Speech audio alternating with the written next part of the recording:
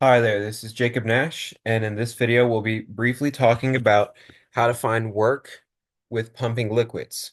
So this video is going to be pretty short because I already have a video where I go through examples in depth, and you can find that in the description and comments.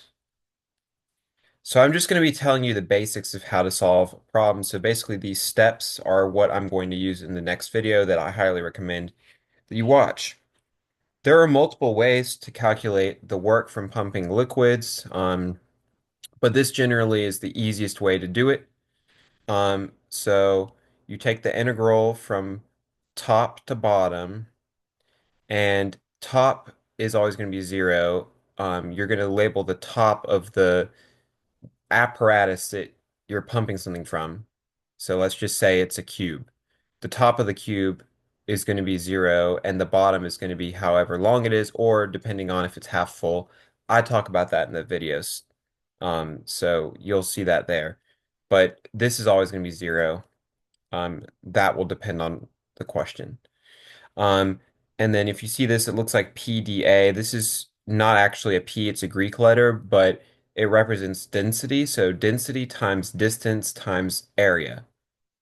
So the density is generally given to you, or maybe you're expect to memorize it. But at least for my purposes, it's given to you. And then distance, you'll know that based on, the picture. It will say how long something is. And then the area of the cut that you make. So here are the steps. Sorry. Um, First, look at your units. Make sure whether it's in feet or meters. If you see meters, then you're going to have to multiply by gravity in order to get your density. And your final answer will be in joules if you see meters. If you see feet, you don't have to multiply gravity, and your final answer will be in feet pounds. So that's important. Then find the bounds. Um, like I said, it's always going to be zero to something. So zero to what? And that will just be based on the picture or the problem. It will be obvious. Then you find the density, this what looks like a P. Like I said, all you have to do is use what they gave you, but if I see meters as my unit, I have to multiply by 9.8, or you have to multiply by 9.8. Then the next thing, finding the distance, we're always going to notice that this is with respect to y. That's the way that I'm doing it in this method that I'm teaching you. So it's always going to be y. The distance will just be y, but you'll do plus the length of the spout if applicable. So if I see a 2 meter spout, I'll say y plus 2.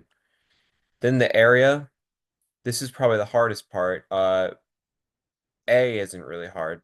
Um, you just find what is the shape that your cut makes. So if it's a cube, then we're gonna have a square, right? Square will be what cut we have.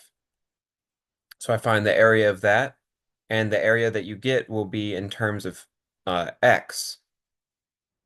It's not going to actually be a numeric value, and you'll see that in the example video.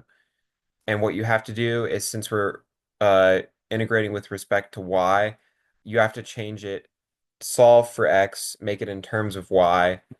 Um, and the way that you do that is just by any equation that you might be able to figure out using what you're given.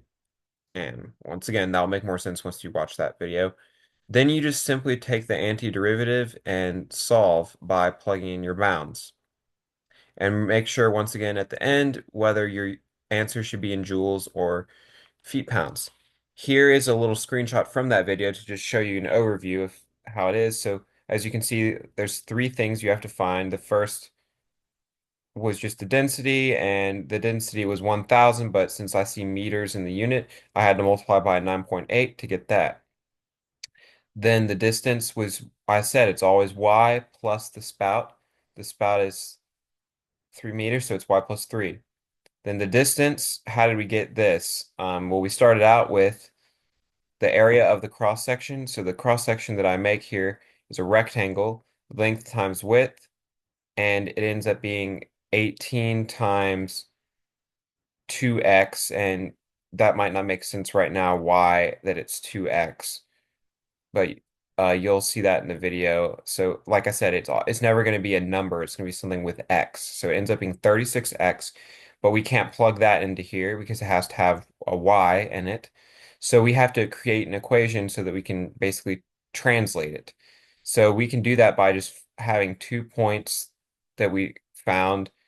Um, I explain in the video how you get to that, but 2004, then using those points, we created this equation, and then we solve for x, and then we plug this in uh, for x,